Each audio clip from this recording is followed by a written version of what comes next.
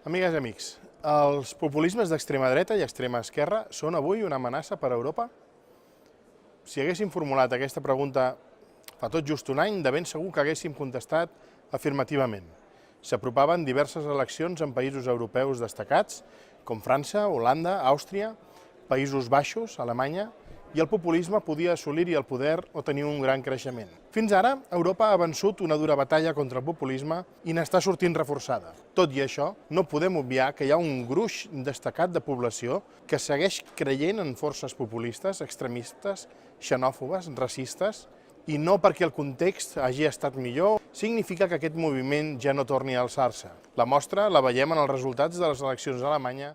La tercera força política del país és el partit d'extrema dreta Alternativa per Alemanya, amb quasi bé 6 milions de vots.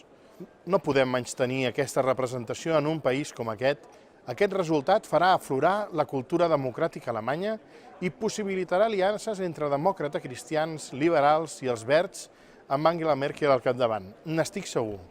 Segur que serà un govern europeista, com tots els que ha liderat Merkel. Els socialdemòcrates no revalidaran la gran coalició i lideraran l'oposició. No s'ha de menystenir aquest gest, amb l'objectiu que l'extrema dreta no capitanegi l'oposició i tingui un poder que no li pertoca. En aquest context, és més que destacable que una majoria aclaparadora del Bundestag segueixi apostant pel projecte europeu.